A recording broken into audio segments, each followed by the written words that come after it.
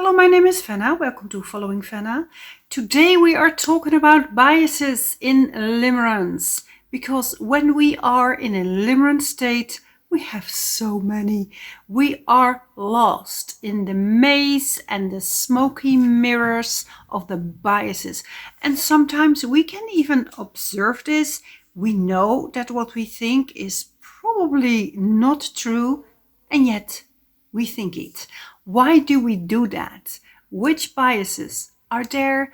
I will give you 8 of the most common biases in limerence and what to do about that. Because awareness creates choice.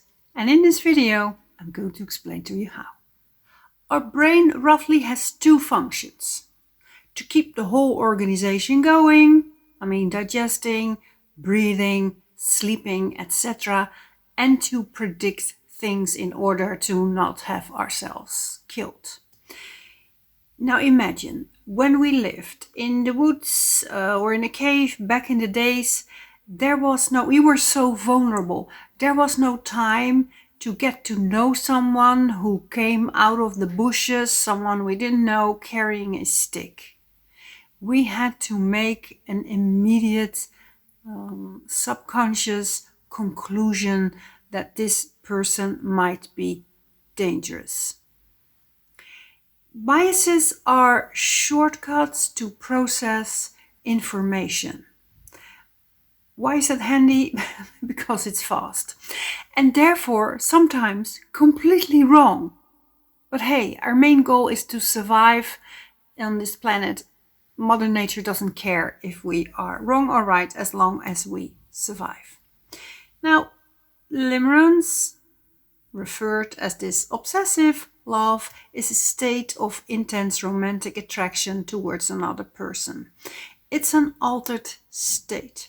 That means that we think and feel and act differently than we would normally do. And in this temporary state, our brain has been taking over, trying to make sense of this bond that we have, or the lack of it, with this other person, the bond that feels somehow unsafe. And our brain is hijacked by the limerence.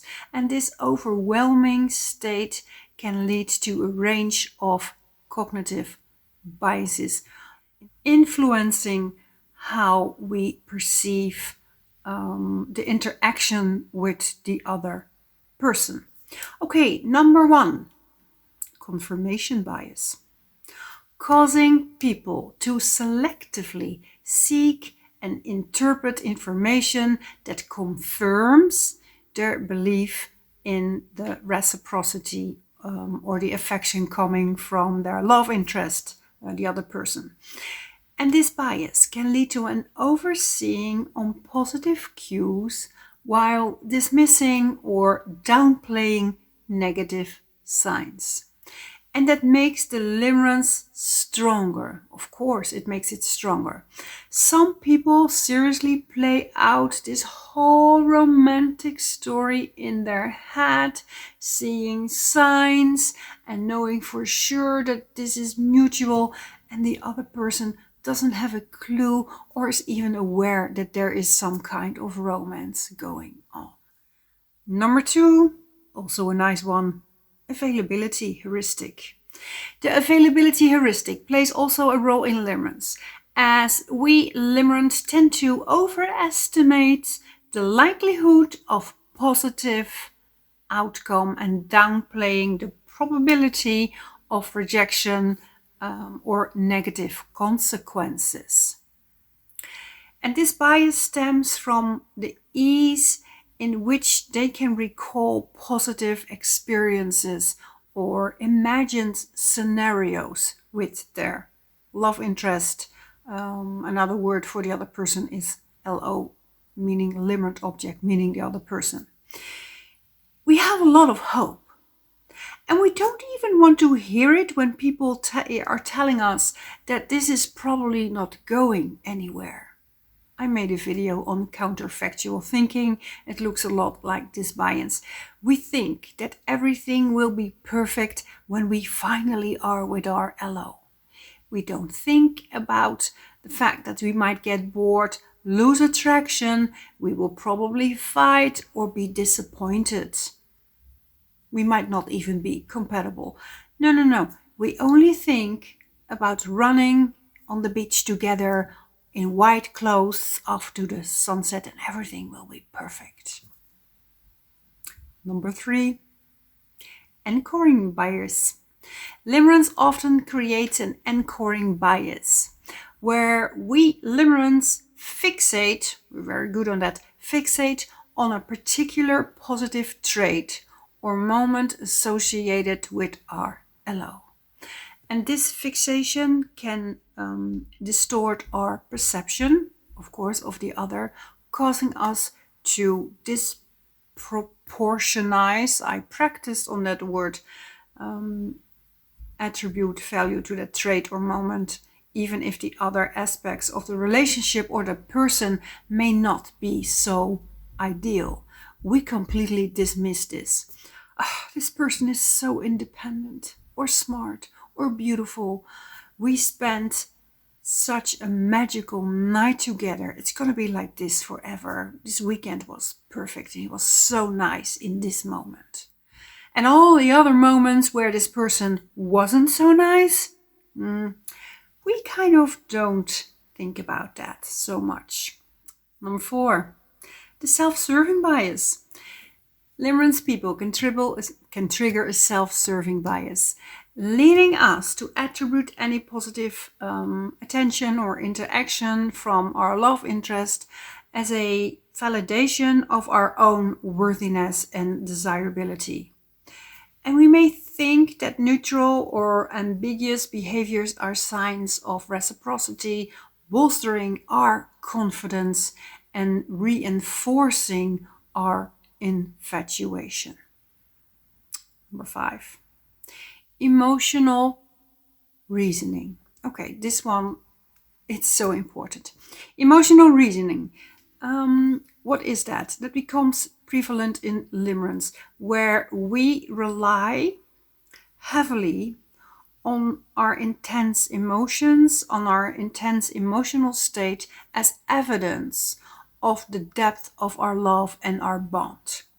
We may believe that the intensity of our feelings is proof of a strong connection, kind of discounting the need of reciprocity and actually prove that this is a good connection and we are compatible and we are going to form a relationship.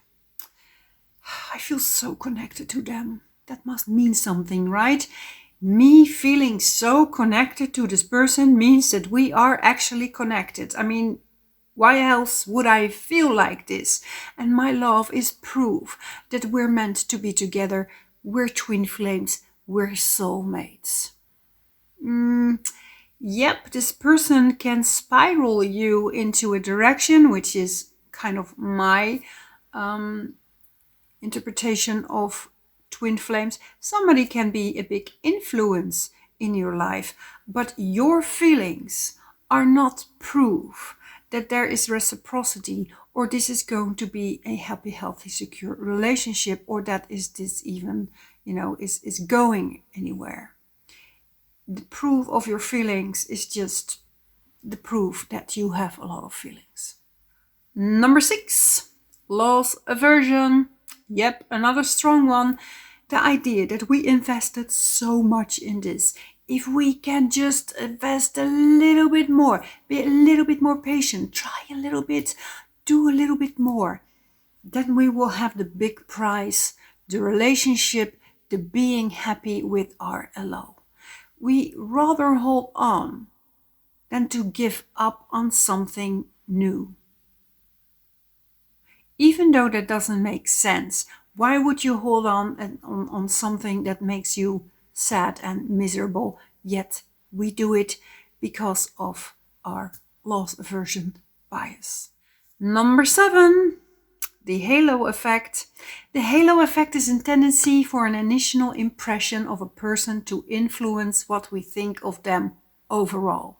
So first impressions count. Once we think of someone in a positive way as good or smart, it's very difficult to change that impression. We also tend to think that people are good, who we find attractive, by the way. Attractive people are good overall, unattractive people are perceived as bad. But also, as in black and white, they're either good or bad. That's the halo effect. And number 8, yep, we've all been there, or maybe you're still there. The status quo bias. And this describes our preference for the way things are to remain, to keep the things as they are, which can result in resistance to change. Because change is scary, it costs a lot of energy, and we will enter the unknown. That means living without this person. Even though the place where we are in now sucks, and we are miserable and in a lot of pain, we can still prefer this than to make the change. Okay, so I have all these biases and my mind is tricking me. Thank you, Fenna, for pointing them out. So now what? Well, knowing that you have these biases can help you gain more a balanced perspective on your feelings and take more informed decision about what you are doing in this bond. It is so important to practice self-awareness so that we are aware that we are distorting our reality. And awareness, I always say this, I wish I could hear you say it back to me. Awareness creates choice. Even though I think this person is the love of my life and I still hope that we will end up together, I know that this is a bias since there is no proof, since he's not actually saying this, letting me know, holding my hand right now, sitting next to me on the couch, telling me how amazing I am. I can choose to walk away from this person. The ending of a limerent episode always begins with a cold hard reality check. Am I happy in this relating, or is this painful? Or are all these biases keeping me in a place where I'm actually suffering?